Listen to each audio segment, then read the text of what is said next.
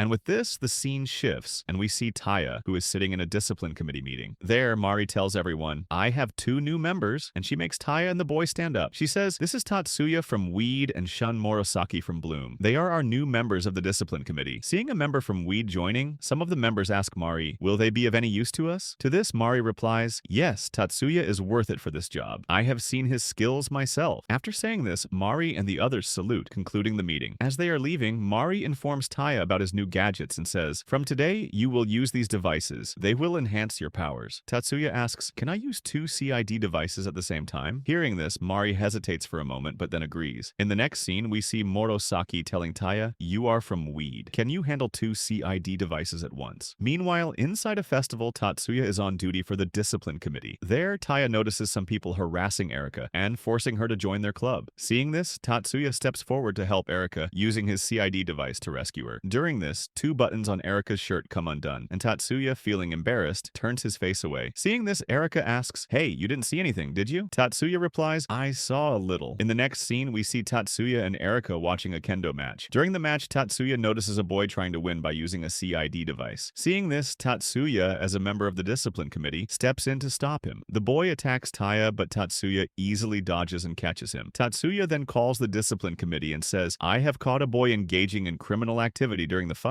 With this, the chapter ends. At the start of chapter 5, we see Tatsuya and the student council members. The student council president asks Tatsuya, why did you catch Kirihara? Tatsuya replies, I caught Mr. Kirihara red-handed using a CID device. He was using it to cheat, which is why I apprehended him. Hearing this, Mari asks Mr. Jimon, what do you have to say about this? Meanwhile, Tatsuya looks at Mr. Jimon and thinks to himself, his body is like a mountain compared to mine, and I think he is very smart too. So I need to be careful around him and deal with him as quickly as possible. To this, Mr. Jimon says, this time I don't find any fault in you, so I'll forgive you this time. But next time, make sure no discipline is broken. With this, our scene shifts, and we see Taya having dinner with his friends. There, Tatsuya tells his friends about his fight with Kirihara today, which happened because Kirihara broke the discipline. Leonhardt says, yes, I heard about it, but Kirihara is incredibly powerful. Tatsuya, how did you manage to defeat him? To this, Muki says, no one can defeat my brother. He's the most powerful. Shibata adds, I know, Muki, your brother is incredibly strong in raw strength, but still, it must have been difficult for Tatsuya because Kirihara is very powerful. Muki replies, my brother is very powerful. That's why I like him so much. Seeing all this, Leonhardt says, man, seeing your antics? I can't believe you 2 are siblings. At this, Erika tells Leonhardt to shut up and says, let them spend their time together. Hearing this, Muki says, hey, I was just joking. After this, Leonhardt asks Taya, you were talking about something called cast jamming, right? Taya replies, cast jamming is a very powerful magic. When 2 CID devices come together and perform this magic, it releases PGM waves, which are extremely powerful. Hearing this, Leonhardt says, yes, I've also seen 2 CID devices being used together and felt the pigeon waves in between. Erika retorts, do you think too highly of yourself? Leonhardt asks Erika, what do you mean, girl? And the 2 start arguing, but then Shibata calms them down. Meanwhile, Tatsuya whispers to Leonhardt, I used 2 CID devices during the fight with Shibata. That's how I was able to activate those waves. Hearing this, Leonhardt says, that's all fine, but why are you whispering? Erika says, hey, idiot, don't you know? A weed can't use 2 CID devices at once. If anyone finds out about this, it could cause trouble for us. Meanwhile, Shibata praises Tatsuya, saying, you're very smart, Tatsuya. I mean, you, a weed, can use 2 CID devices. At the same time, Muki starts praising her brother again, saying, this is nothing. Do you know my brother can predict what attack someone is going to use even before they attack? Amidst Muki's words, our scene shifts, and we see Taya, who is currently wandering around inside the festival. However, at that moment, he receives a message from the discipline committee, which is a voice message. In it, he is informed that the gymnasium's discipline committee members are nearby, and he should go there to investigate. As soon as Taya hears this, he heads towards the gymnasium's building. Just then, a man attacks him, but before Taya can counterattack, the man runs away. With this, our scene shifts again, where Taya is thinking about that man. Meanwhile, Taya's classmates arrive and start praising him, saying, you're amazing, Taya. Literally, without using any magic, you're beating people with your raw strength. You're truly incredible, man.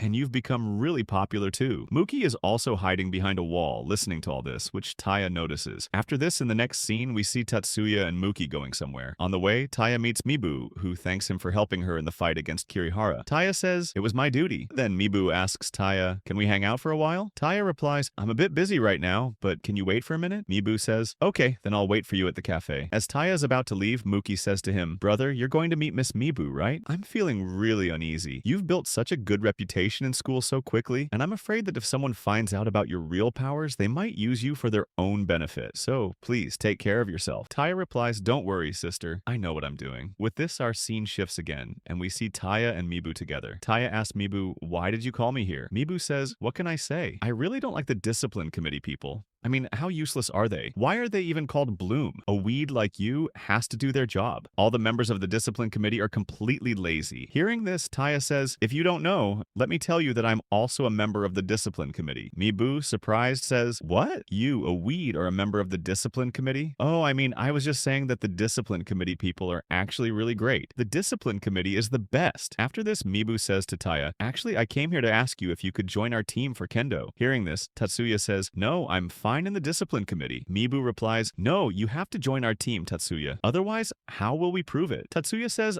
I don't understand what you're trying to prove. Mibu explains, if you join us, we can prove that people can be incredibly powerful, even without using their magic, just by relying on their raw strength. This will also attract people towards exercise and workouts. Hearing this, Taya says, I like your idea. What do we do next? As Tatsuya says this, our scene shifts and we see Mabu. At that moment, a man wearing glasses approaches Mibu and says, Mibu, no matter what, you have to bring me Taya's powers. As the man says this, our scene shifts again, and we see Tatsuya, who tells Muki, I want to tell you something. In this world, there's a criminal organization called the Black Chain Organization, and some of its members are also in our school. One of these members tried to attack me today. Tatsuya adds, the future of this school is in great danger. With this, the chapter ends. At the start of chapter 6, we see Tatsuya measuring his magic inside a magic indicator. After Tatsuya uses his magic skills, Shibata says, this time, your magic scale is quite good. Taya replies, yes, after using it 3 times in a row, the scale has improved a bit. Then Shibata tells Taya, wouldn't it be great if you could use your magic effectively too? Your raw strength is so powerful, and if your magic also becomes powerful, no one will be able to stop you. You're so smart that you even use your magic very well. Taya asks, how do you know? Shibata replies, when you made your first attempt, your magic speed was quite slow, but you learned in just 1 try. In the second attempt, you increased your speed, and by the third attempt, your speed was like that of a professional magician. That's why I think you can gain excellent control over your magic. Hearing this, Tatsuya tells Shibata, your eyes are quite sharp. With this, Tatsuya gives Shibata an example of magic. Whenever we try to lift an egg using magic, we use more than 1 spell on it. If we don't do this, the chances of it falling are very high. But in a fight, it's not like that. During a fight, we attack the opponent without thinking, just to defeat them, without considering how much our magic has improved. We just want to attack and defeat them. But during the fight, I think about using more than 1 magic spell so that I can improve myself. Hearing this, Shibata says, that's amazing. You mean you can use 5 spells at once? To which Tatsuya replies, yes. At that moment, Tatsuya asks Shibata, why do you want to learn magic in the first place? Shibata responds, I want to learn magic so that I can enhance the power of my eyes. With the help of these eyes, I can gain even more power. With Shibata's words, the scene shifts, and we see Tatsuya and Mibu. Mibu tells Tatsuya, I want to remove all the difficulties of the school, Tatsuya, but I can't do it without you. I need your support. Tatsuya replies, what exactly are you trying to say? Can you explain it in simpler terms? Mibu then says, what I mean is that we both should become one. If you stay with me, I can do anything. Hearing this, Tatsuya says, I don't have time for all this,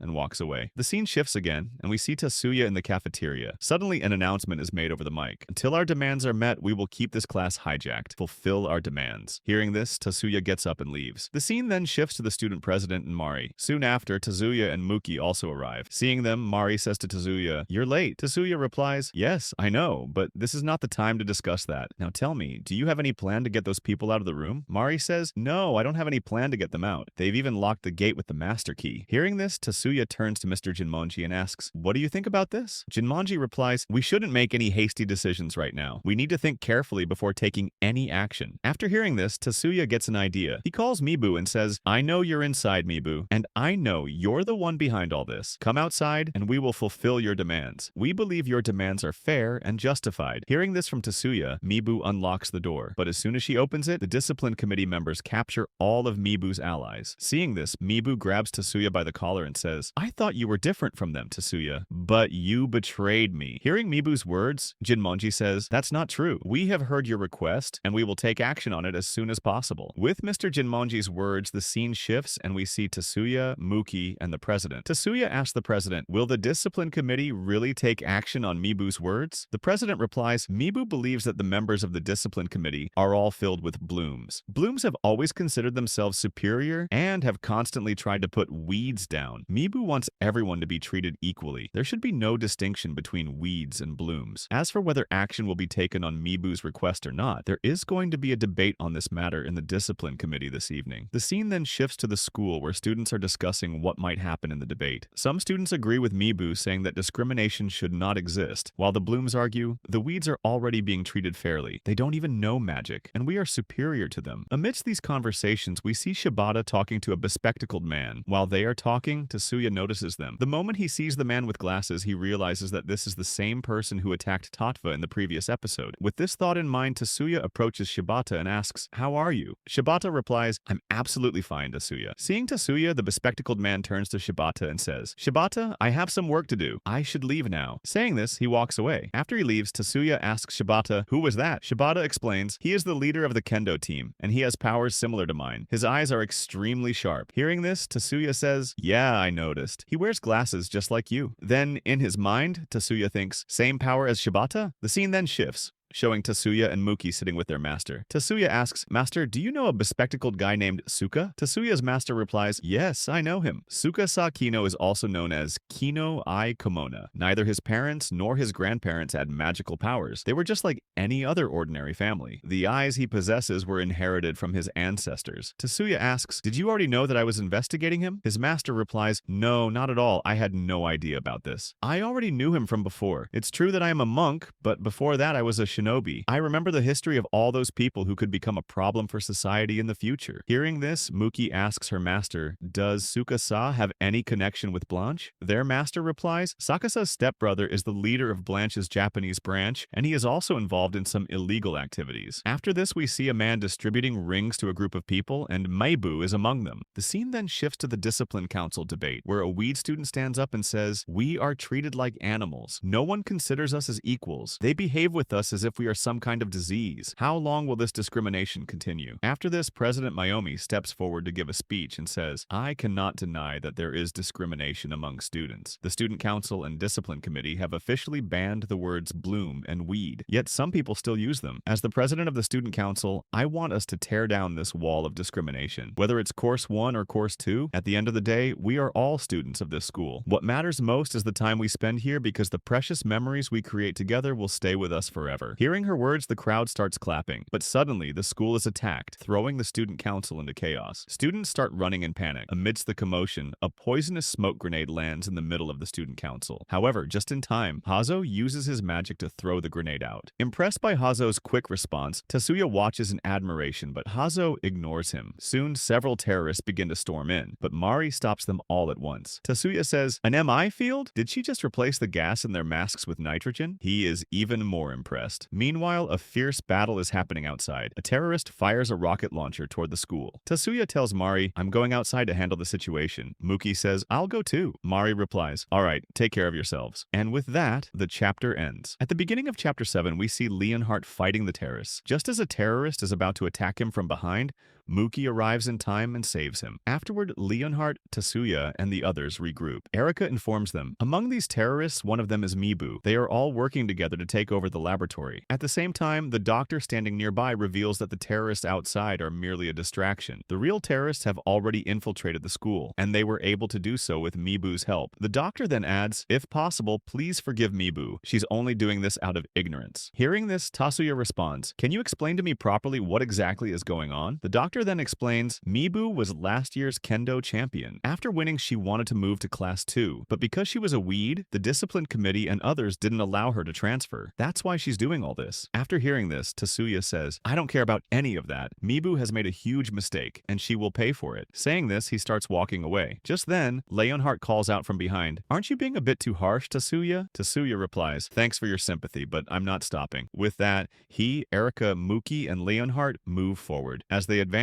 Leonhardt protects them and provides cover. Meanwhile, Erika notices that Leonhardt can use his CID through voice commands. Seeing this, she asks Tatsuya, "What kind of magic spell is this?" Tatsuya explains, Leonhardt is actually an elite fighter from years ago, and among all the weeds, he is the strongest. As they move, Tatsuya tells Leonhardt, "We're heading towards the laboratory. You handle the terrorists outside." Leonhardt smirks and says, "Go ahead. I'll take care of them." In the next scene, we see Tatsuya, Erika, and Muki entering the school. Tatsuya uses his magic spell to locate all the terrorists inside. Impressed by his power, Erika exclaims, "This is incredible. Your navigator skill is insanely powerful. With this, we can track any terrorist anywhere." Meanwhile, Mookie wonders, why are all the terrorists gathering in the reading room? Tatsuya responds, they must be trying to steal important documents from the Magic University. At that moment, Erika charges forward and attacks some of the terrorists, knocking them down. Just then, another enemy appears, and Erika engages in a fight with him as well. Erika says, "Leave them to me." Tatsuya nods. All right. Then Tatsuya and Mookie use their magic and move up to the second floor. On the other side, we see Maibu along with some terrorists who are stealing the university's data. Meanwhile, Mibu is deep in thought, wondering, I wanted to stop discrimination based on magic, but is this really what I wanted? Just then, one of the terrorists standing beside her says, "We're almost done." But before they can finish, the room's door bursts open, and Tatsuya and Mookie step inside. Tatsuya points his gun at them and smirks. All right, kids, your game ends here. But suddenly, one of the men in the room pulls out his gun and aims it at Tatsuya, sneering, "I'll show you whose game is really over." Just as he is about to shoot, Mookie steps in and blocks the attack, saving Tatsuya. She uses her magic spell to freeze the man's arms completely, making him unable to pull the trigger. Glaring at him, Mookie says, "How dare you try to attack my brother?" Meanwhile, Tatsuya turns to Mibu and says, "I know, Mibu. The Bloom students treated you unfairly, but everyone faces hardships in life. That doesn't mean you should side with the wrong people." Mibu snaps back, "So what are you saying, Tatsuya? That this discrimination is fair? Do you even know what I've been through because of it? My dream was to become a kendo warrior, but because of the divide between weeds and blooms, I will never get that chance. And it's not just me. Blooms treat weeds like insects and try to crush our talents." Hearing this, Mookie nods and says, "We understand, Mibu. We've been through the same thing." As Mibu and Mookie are talking, two terrorists suddenly attack Tatsuya, but he takes them down in an instant. Taking advantage of the distraction, Mibu seizes the moment and escapes. Mookie, noticing this, turns to Tatsuya and asks, "Why did you let her go?" Tatsuya calmly replies, "It's fine. Erika is downstairs, and I have full faith in her. Mibu won't be going anywhere." We then see Mibu trying to escape, but just as she reaches the exit, Erika appears in her path. Blocking the way, Erika smirks. "So, who exactly are you?" Mibu glares at her. "What's it to you?" Erika replies, "Nothing. I just wanted to confirm something." She then tosses a metal sword toward Mibu. Mibu, gripping her weapon, warns, "Get out of my way." Erika grins, "You're a kendo fighter, right? Then let's have a serious sword fight." Without warning, Erika charges at Mibu, launching an attack. A fierce battle begins between the two as they move at high speed, constantly shifting positions while clashing swords. Mibu exclaims, "Self-acceleration! Mari had the same skill." With renewed determination, she resumes fighting, but Erika quickly disarms her, knocking her sword to the ground. Mibu then picks up the iron sword Erika had given her and declares, "Now I'll show you my true power." But before she can make a move, Erika attacks her again and defeats her in a single strike. Meanwhile, we see that the Demon Heart and the Disciplinary Committee have captured all the traitors, including the rebels, and the students who had betrayed the school. The scene shifts and we find Mibu in a hospital. As soon as she opens her eyes, she sees everyone gathered around her. Mibu tells Tatsuya and the others, Captain Saksa has been trying for an entire year to convince the kendo team to end discrimination caused by magic. He even tricked me into going to Blanche's office, and it turned out that the leader of Blanche's Japan branch was his older brother. Not long after I joined the school, I faced extreme discrimination just because I was a Course 2 student. That's why I got influenced by the captain's words. Tatsuya asks, "Who discriminated against you? What incident made you feel this way?" Mibu responds, "I was really impressed by Miss Mari's magic skills, so I asked her if she would fight me as my opponent for practice. I wanted her mentorship, but she coldly refused." Mari admits, "That did happen." Mibu continues, "You told me, you are not on my level. Go find someone whose skills match yours. I felt like you said that because I was a Course 2 student." Mari suddenly remembers and says, "Wait, I recall what happened that day. I'm sorry, but that was never my intention. What I meant was that my sword skills aren't on your level. You should practice with someone as strong as you." Hearing this, Erika interjects, "Hold on. Are you saying you refused to train with Mibu because she was stronger than you?" Mari nods. "Obviously, while I may be stronger in magic, Mibu has trained in pure kendo. I don't think I could even come close to matching her sword fighting ability." After hearing this, Mibu realizes, "So it was all just a misunderstanding? I was so stupid. I completely misjudged you, and because of that, I've been hating myself all this time. I wasted an entire year over nothing." She breaks down in tears. Tatsuya comforts her. "I don't think any of this was a waste. As Erika pointed out, you've become so much stronger than before, and that's only because you worked so hard on yourself." Hearing these words, Mibu hugs Tatsuya tightly and sobs uncontrollably. In the next scene, Tatsuya addresses everyone saying, "The biggest question right now is, where did all the members of Blanche disappear to?" Mayumi turns to Tatsuya and says, "Don't tell me you're planning to fight them." Tatsuya responds, "No, you're wrong. I'm not just going to fight them. them.